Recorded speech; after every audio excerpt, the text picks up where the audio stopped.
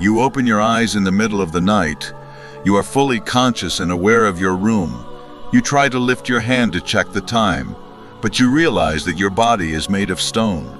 You try to turn your head or move your legs, but you are completely paralyzed from head to toe. Then you feel a sudden heavy weight on your chest, as if a massive creature is sitting right on top of you. You try to scream for help, but no sound comes out. Your mouth is frozen and your tongue is tied. You can only move your eyes in terror, and you see a dark shadow standing in the corner. This is not a scene from a horror movie. This is a real experience that millions suffer from. Modern science calls it sleep paralysis, but the Islamic tradition calls it al-Jathum. It is one of the most terrifying experiences of life. The feeling of being crushed by an invisible force, the feeling of being suffocated while you are awake, and the overwhelming presence of evil in the room. We are told by doctors that this is just a glitch. They say the brain wakes up before the muscles do. They say it is a hallucination caused by stress. But why is the hallucination always the same? Why do people from different cultures and times all see the exact same dark figure pressing on them?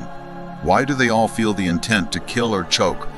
The Prophet Muhammad, peace be upon him, gave us clues. He taught us that sleep is the brother of death. When we sleep, our souls partially leave our bodies. This leaves the physical vessel vulnerable to attack. And there are jinn who wait for this specific moment. The linguistic meaning of Jathum comes from Jathama, which means to crouch or to sit heavily on something. It is the name given to the jinn that attack sleepers by sitting on their chest to stop their breathing. Ibn Sina, the famous Muslim physician, described it. He acknowledged the physical causes like bad diet, but he also acknowledged the spiritual reality that evil spirits can exploit the weak body. The jinn are creatures that love to instill fear. They feed on the energy of your terror. There is no moment where you are more afraid than when you are helpless and paralyzed in the dark. The jinn sits on the chest, specifically for a reason. The chest is the housing of the heart and lungs. By crushing the chest, he restricts the breath of life, and he constricts the heart, which is the seat of faith. He wants you to feel like you are dying. He wants you to panic and forget your Lord.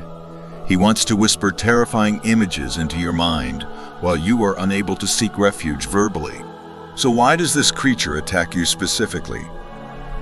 There are certain habits that invite the Jathum. The first invitation is sleeping on your back.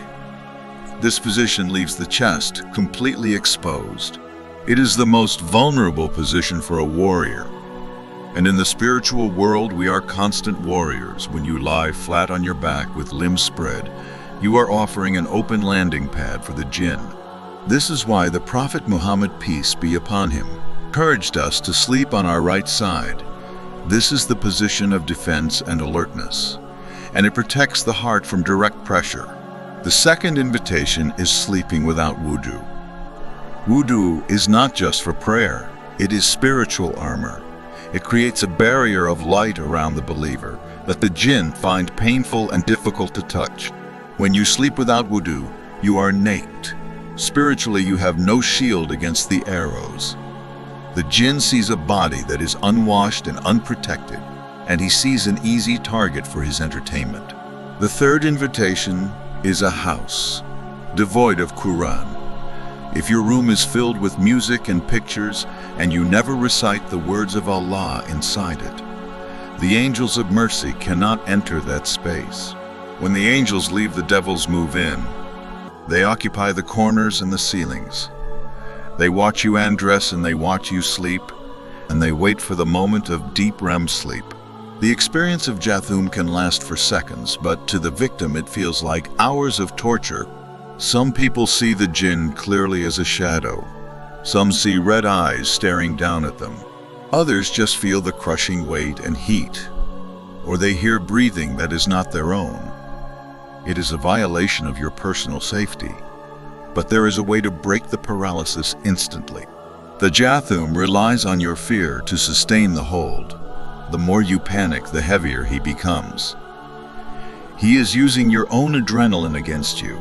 To break the hold, you must use a weapon he hates. You must try to move the tip of your finger or the tip of your tongue even slightly, and try to say the name of Allah in your heart. Even if your lips are frozen, scream it internally. The name of Allah burns the Jathum like fire. The moment you remember your Lord, he must flee. You will feel the weight lift off your chest suddenly, and you will gasp for air as he runs away. But it is better to prevent the attack entirely. The Prophet gave us the ultimate security system. He taught us to recite Ayatul Kursi before sleeping. The verse of the throne is the strongest protection. He said whoever recites it when he lies down, a guardian angel is appointed over him, and no shaitan will come near him until morning.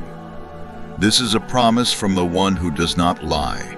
Imagine having a bodyguard made of light, standing over your bed holding a sword. The Jathum cannot approach a person with this guard.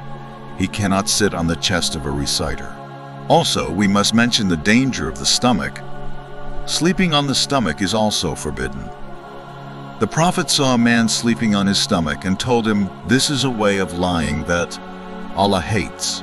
It is the sleeping position of the people of hell, while the back exposes you to the Jathum. The stomach is disliked by the Creator.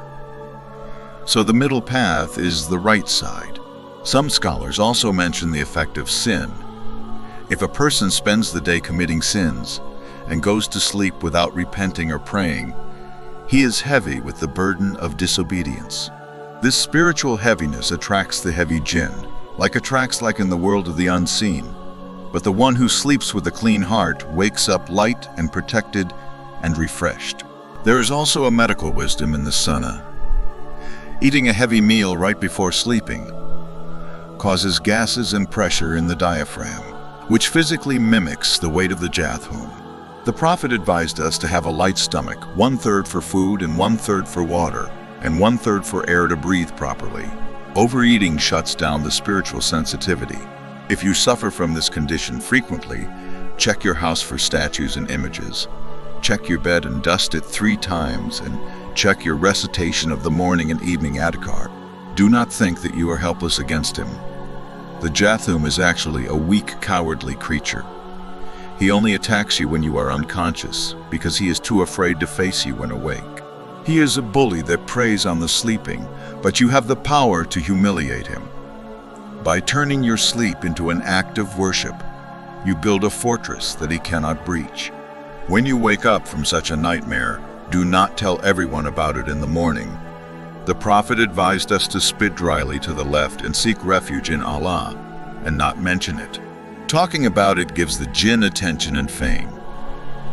They love to hear that they scared you. Ignore them and focus on your connection with Allah, and they will lose interest in attacking you. Sleep is a trust given to us by God. It is a temporary death that we return from. Do not let the enemy turn your rest into a war. Take back control of your night with the sunnah. Tonight, before you close your eyes to rest, make wudu and dust your bed sheets.